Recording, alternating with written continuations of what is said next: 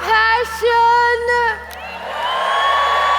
Hey, I'm so delighted to be with you guys.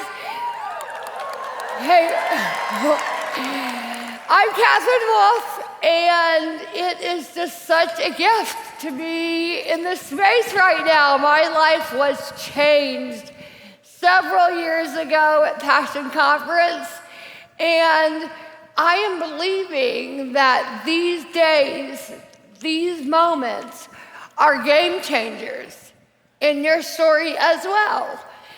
I don't want to cry, but it's inevitable, and I know for a fact that there are probably some Katherines right now, some Katherine and Jays, who need some hope in this minute, this moment, these days. And I pray this can inform the trajectory of the rest of your life, that it will be a game changer in your story. So thank you for having me, guys. I give huge props. Yeah, thank you. I want to give huge props to Shelley and Louie for putting a wheelchair and a lady with disabilities on your stage. I have to say that,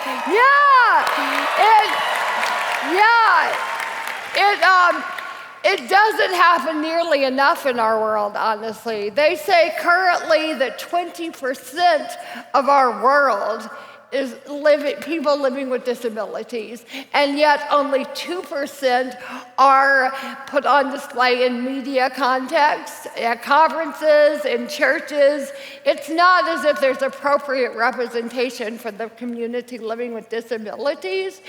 And I think that the voices of folks with disabilities are voices that should be heard, because we've got things to say. And in a Christian community context, we got things to say about the hope of Jesus. So they should really be platformed in these spaces, I believe. So props to the Giglios for that. Now, I would turn off my wheelchair before I fly off the stage. And I am going to tell you that you could be watching me right this minute and be a little freaked out. You're like, I thought this was going to be a really happy morning of celebrating the goodness of God in the land of the living, and instead this feels like it could be really heavy and a really hard story and intense and cringe. I'm not here for this. And I'm hangry. It's lunchtime. Like, I need some food, and I did not sleep well last night, and nope to the sad story. Well, let me assure you, this is not going to be a sad story. If anything, this story is going to be something glorious. But what I have to tell you is, actually, I'm not about the opposite either. I'm not trying to inspire you with this great story of hope and overcoming.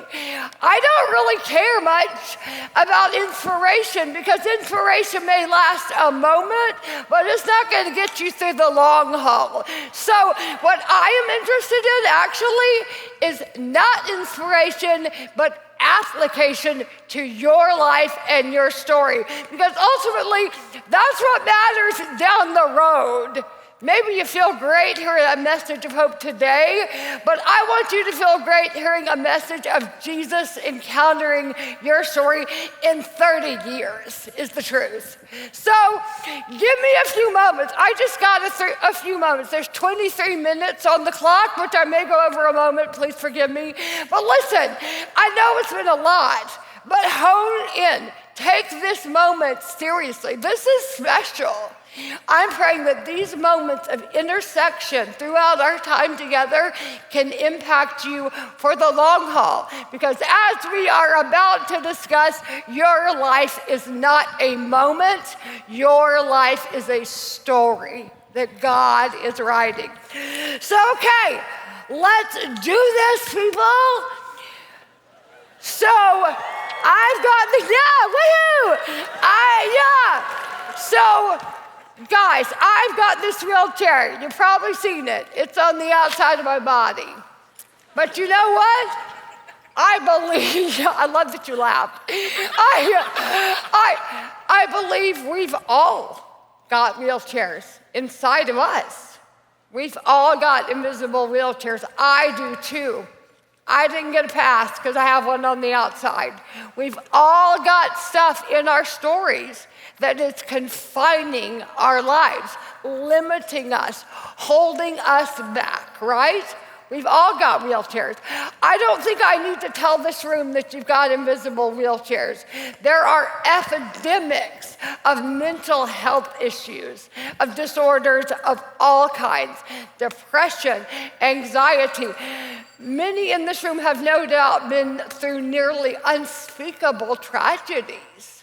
Hard suffering has come and hit at least the inside of you. For some of us, hard stuff hit the outside early. Maybe not yet. The reality is we live in a world where really hard things happen every day. And for this wheelchair, for me, I heard early on after the stroke a whole lot, like, Katherine is wheelchair bound. You may have heard this expression, wheelchair bound. And it just never really settled right with me. And I realized that's because I'm not wheelchair bound. I'm actually living in wheelchair freedom. And the reason for that is because this wheelchair enables me to go where I want to go. This wheelchair brought me on the stage right now, people. This wheelchair, is actually what gets me doing my life. This wheelchair is my vehicle, the means to which I live out my story for God's glory. And the same is true for you and your internal wheelchair. If you have eyes to see it that way, your wheelchair, whatever they look like, your wheelchairs, you probably got many, so do I, are actually opportunities to take hold, take note, and move forward with them, carrying them with you. You don't have to overcome your wheelchair. No. Embracing. Seeing the need for Jesus to meet you and carry you to where you need to go. I believe we all have this very unique opportunity. Several years ago on Instagram, people were doing a 10-year challenge. Some of you may remember this. It was to take 10 years of your life and show, like, here I was 10 years ago, here I am 10 years later. And, people were using it to show how much older they look, or how much younger and better they look, or how they have kids now, or how they got this cool job, or whatever. So I decided to provide a little perspective on the 10-year challenge, and I did it. And I showed years age 25 to age 35. So do we have that picture, Passion, to show? So here's my 10-year challenge, everybody. And what is crazy to show this in this room is largely you guys are 18 to 25-year-olds, right? So the picture on your left, right, their left, is age 25. So there I was as a 25-year-old girl, perfectly able-bodied, no health problems, no medical history of any kind, newly married to my college sweetheart and with a little baby in tow. I was just having a great life, no big issues. And next picture in the middle there is 26 years old. massive brainstem stroke out of absolutely nowhere due to a birth defect I did not know I had. Subsequent to that stroke, a 16-hour brain surgery to save my life, and much great suffering for the next several years. I would spend 2 years in hospital-like settings, have numerous surgeries to learn to do basic human function again, including eat, speak, and walk. I would spend over 11 months with a feeding tube in, unable to eat, swallow, even water, nothing. And 18 months before I could begin to walk again. And I can't really walk today. I can show you, I can sort of stand and kind of hobble a little, so I can it kind of looks like I'm dancing, doesn't it? Thank you. So, while I can dance around a bit, it's not exactly real walking, but it works. And I will stay, well, no, I won't. I don't want to get too dizzy yet. But it's been really rough. And yet I clearly have recovered tremendously. And that final picture there of me at 35 had been a really wonderful few years of good, hard living, I call it. A lot of really good things have happened since the stroke. I've gone on to have a second biological child who's here today, John. What a blessing. And my husband and I have co-authored 2 books, and we founded a camp for families with disabilities called Hope Hills Camp. That is the joy of my life. And we moved to the great state of Georgia. Woohoo! And oh my gosh, this is a good one. We go to Passion City Church. I live this every Sunday, almost. We're at a conference sitting under Louis Giglio every week. So it's really good. But it's also been really hard. I have had 12 major surgeries since my stroke. I've taken numerous extremely bad falls, including ones that have left me with a broken leg, broken ribs, a torn ACL. I've had just a lot of really hard brain stuff. I have ongoing neurological brain issues that they're monitoring. It's been rough. I would love to tell you I had this terrible thing happen to me, but now it's all coming up roses, hallelujah. And that honestly would not be the truth. It's been rough and will likely continue to be rough while I'm on earth. And yet it has been really, really good, because I think good and hard coexist. They're not mutually exclusive, as our world makes it out to be. Good things and hard things go together. I think perhaps when you go through really hard seasons in life, you get some treasure in them. God gives you treasure. It says in Isaiah 45:3, there's hidden treasure in the darkness in our lives. So I'm about to share with you some of that treasure. And we got 14 minutes on the clock. So I think you guys can hone in for 14 minutes, even if you're hungry, and listen to a little bit of some treasure worth sharing. Guys, the first thing I really, really want to communicate to you above all else is with such tenderness and compassion, and with my own now 15-year-old child in the room. And actually, let me show a picture. I'll go ahead and show the picture of my 40th birthday party. On my 40th birthday, the family 4 picture, there we are. So guys, that was this past March. So in March, I turned 40. And if you look at that picture, there's my sweet 15-year-old now, who's taller than mom and dad, and my 7-year-old little John back there. And that picture could be really sad, because mom is seated on her 40th birthday and can't even stand up long enough to take a photo, right? But then, when you know a few more details about that photo, it changes how you see it. When you know, let's think. One, there's a husband in the picture who stayed. Two, woohoo! Number two, yeah. She went on to have that second miracle baby biologically. Three, she should not be in the picture. She should have died. She should have never recovered from a stroke.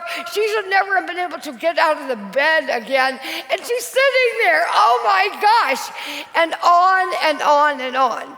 So you see, guys, we can look at the same picture and extract very different things from it. We choose to see the goodness of God in the land of the living, or we choose to see like, yikes, sad, terrible, I hate this, I'm over it, it's the worst. But I can say, oh my gosh, this is amazing, and I love this picture. I love this story. Now, with that in mind, I want to tell you this.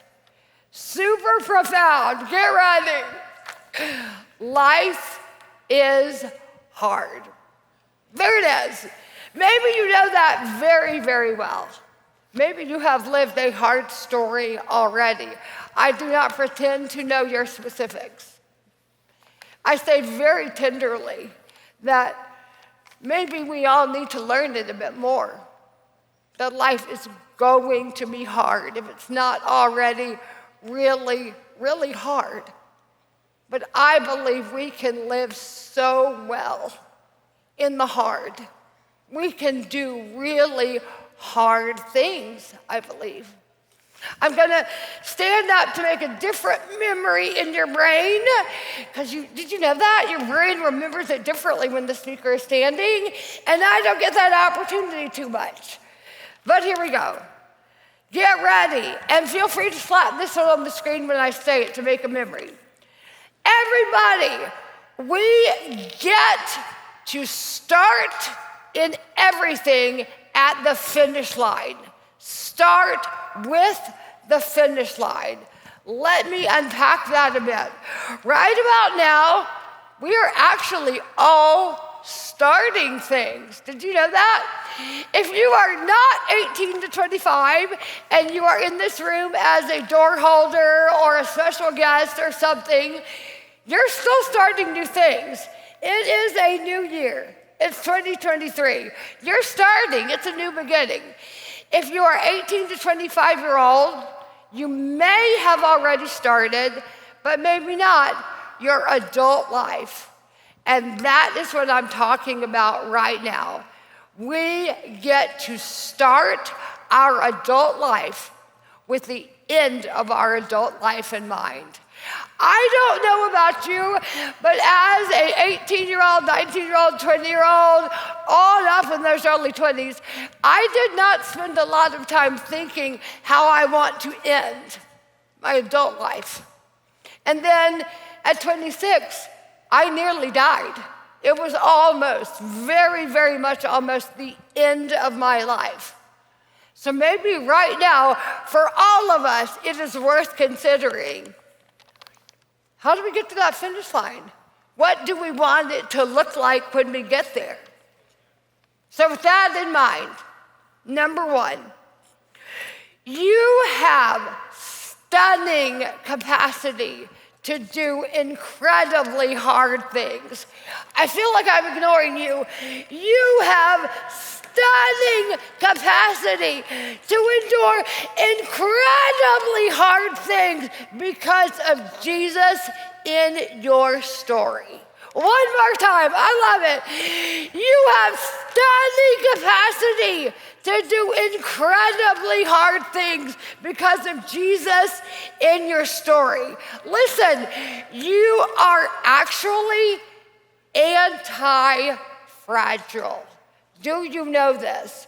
You are not nearly as fragile as everything in this world is telling you that you are.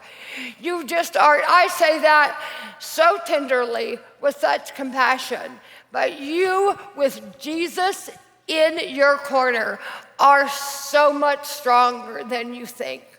You can endure very, very hard things. You can stay. You can stay in the hard. You don't have to leave. You can do it. You've got this because of Jesus.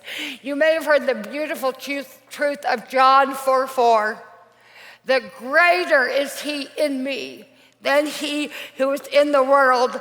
We're telling our sons, James, Jimmy, and John Wolf, wherever you are in this room, that God himself made you to do hard things in the good story he's writing in your life. So Passion, I say to all of you, God made you to do hard things in the good story he is writing in your life. Because tomorrow may be the best day, but it may be the worst day, and it may be the last day of each one, all of our lives. So we have got to live it well, knowing it is somehow a good story he is writing. You know what we get to do, guys? We get to consider Jesus in our stories. Hebrews 12:3 says that we get to consider him who endured such opposition from sinful man so that we ourselves will never grow weary or lose heart. And that's it. We look at Jesus and we say, like, okay, I think we got this. I think we can do this hard assignment on earth. 2 Peter 1:3 says that his divine power has given us everything that we need for life and godliness according to him who called us by his own glory and goodness. Friends, we have each other. Look around. We have the body of Christ, and the body of Christ is communal.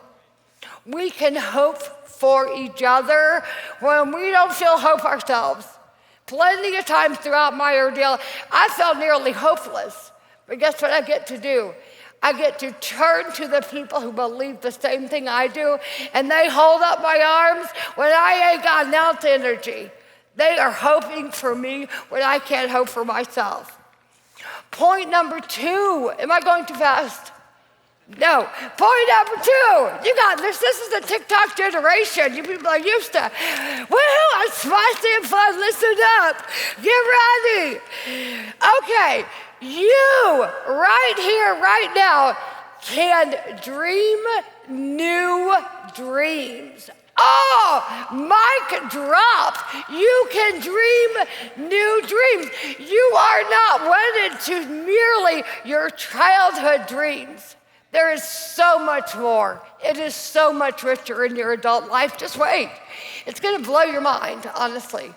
But you are going to have to learn to pivot. You must cultivate emotional agility. You must learn to pivot in life. If we are always wedded to how we thought it was going to be when we were 6 years old, it is going to be a miserable existence into our 80s. But if we've got open hands and letting God fill those open hands with some really good stuff, we are able to move through life so beautifully. There is probably a deep loss. Not probably, there is. There is a loss in the innocence of childhood. There is. It is a sadness. I think it is an appropriate mourning that we all don't get to stay little kids and dream that one day we're going to be the superhero. And then maybe it doesn't happen. But you know what?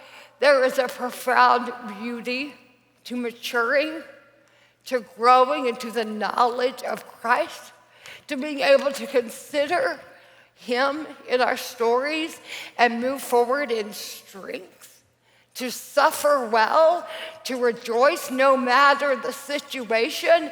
The profound gifts of maturity, of aging, far outweigh the childhood innocence.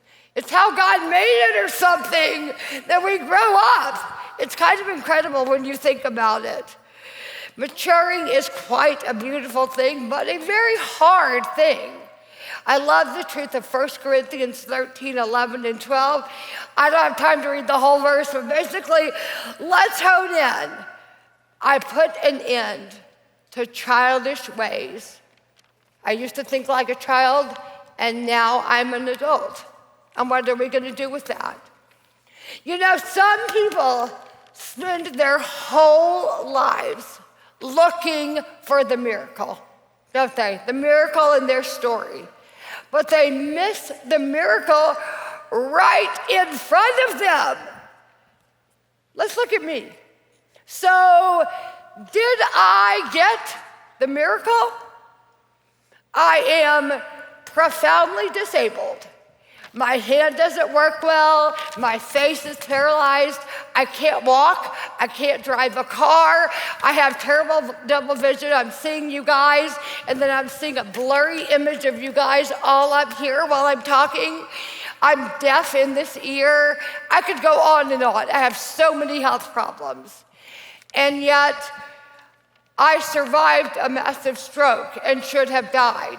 The doctors thought I would never recover.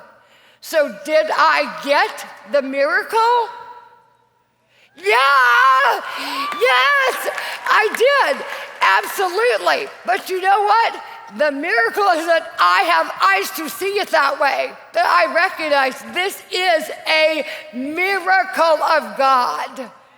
And I say that from a wheelchair, with a messed up voice that cannot easily speak to you, with a paralyzed face, and a whole slew of things that are permanently very messed up in my life, in my body, in my story. And yet I am a miracle. That is a really important concept, I feel like, for all of our lives. When I was a little girl, I used to light up my dolls in the closet and preach messages about Jesus and justice and faith, and I covered all the things from the Holocaust to the Civil Rights Movement. Nothing was off limits. We were going for it, talking about Jesus. And after the massive strokes that nearly took my life, all the dreams of communicating the truths of Jesus and the hope of Jesus could have been shot. Like, yeah, right, no way. Because if I did not have eyes to see that a wheelchair can be a part of communicating the goodness of God, the hope of Jesus in our stories, I think I would have been like, yeah, right. But sometimes, some way, our dreams come full circle in our adult life, and they don't look like the old dreams. Maybe they look totally different, but they can still come to fruition some way, somehow, when we are walking with the Lord in our stories. Okay, point number 3, and I have to stand up again one more time to tell you this because it's a real big deal. Guys, this is my MO. You get to decide how you feel about your story. You get to decide how you feel about your story. Everybody in this room, nobody gets to tell you how to feel. You get to decide how you feel about your story. Your life is a story and not a moment. Have you ever thought about that? One of the hallmarks of children who become adults is they recognize life is not just a moment. Life is a story, and there are chapters, and there are seasons in stories. I have loved the truth of Psalm 16:6 in a new way post-stroke.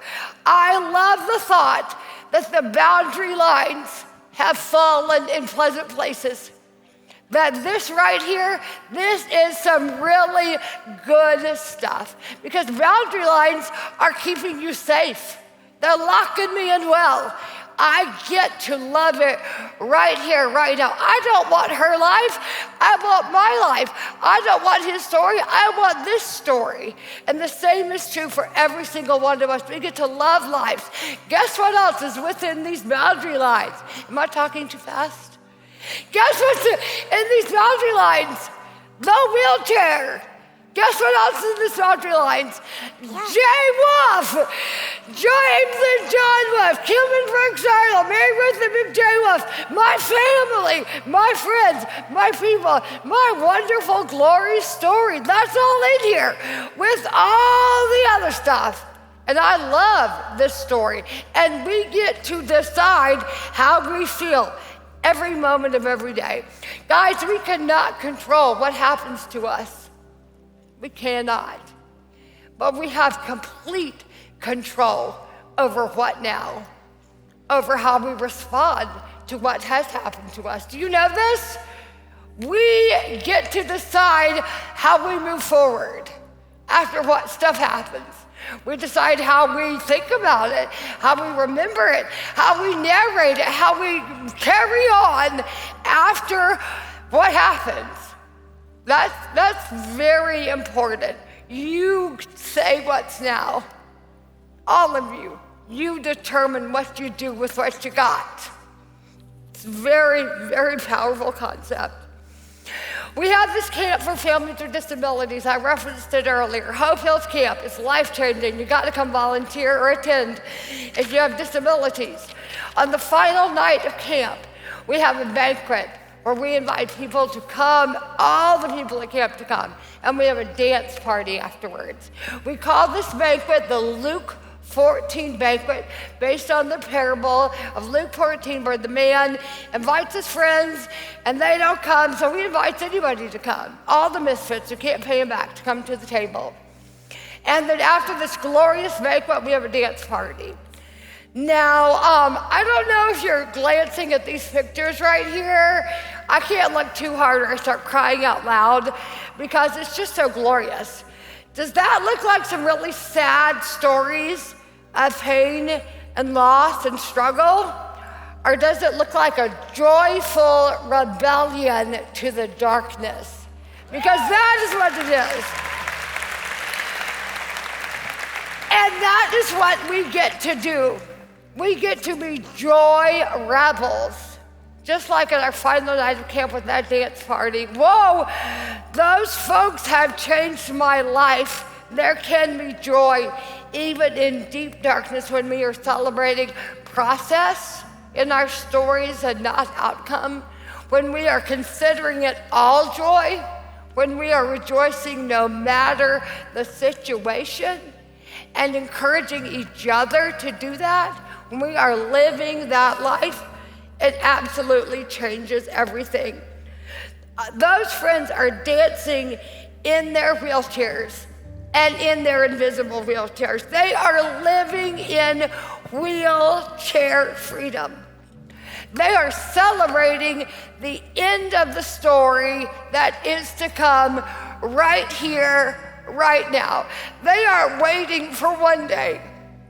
They are celebrating right now.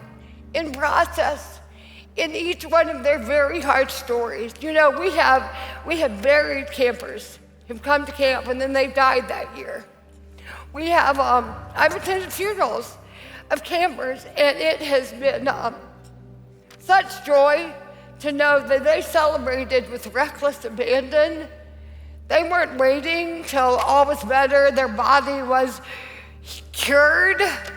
They're celebrating right here, right now. And that is my prayer for every one of you with your invisible wheelchairs, that you can dance and celebrate the process of each one of your beautiful lives, and that you will live unafraid of what's to come. I want to read you a little blessing real quick. Well, do I have time to read a blessing? Sure, yeah, I do. Okay, so I'm gonna, nope, Dizzy can sit down. I'm gonna read the blessing from my seat. But no, this is for you, and I'll be quick, I promise. Passion. May you see your life as a good, hard story that God Himself is writing. May you open your hands to release old dreams and receive new ones. May you find that the miracle you've been looking for is and has been right in front of you all along. May you accept the stunning capacity you have to endure because of Jesus, who endured for you. May you live out the hardest parts of your life with a joyful rebellion against the darkness. May you believe that the boundary lines around your life are good and pleasant because God uniquely assigned them to you. May your invisible wheelchairs somehow become avenues to a new kind of freedom because of Jesus. And above all, may this be so for every person in this room. I'm going to ask you to hold hands. I know it's post-COVID and we don't do that, but I don't care. I want you to hold hands with the person next to you. I know it's uncomfortable, it's weird, you haven't done it in years, do it. You can do it. Oh, and my mic's falling off too. Oh, this is getting real special. Can you hear me? Yeah. Okay, this is my fake hand. It's all part of the plan here. And listen, I'm going to pray Hebrews 12 over us. And as I do it, I want you to feel this. These are other people living communally, rely on each other, the body of Christ, to live out our invisible wheelchairs with such grace, with such beauty, and run our race so well to the end. Father, since we are surrounded by such a great cloud of witnesses, let us throw off everything that hinders and the sin that so easily entangles. And let us run or roll with perseverance the race marked out before us. Let us fix our eyes on Jesus, the author and perfecter of our faith, who for the joy set before him endured the cross, scorning its shame, and is now seated at the right hand of the throne of God. Consider him who endured such opposition from sinful man, so that you yourself will never grow weary or lose heart. Squeeze that hand hard, everybody. And the people said, amen. Thank you, Passion.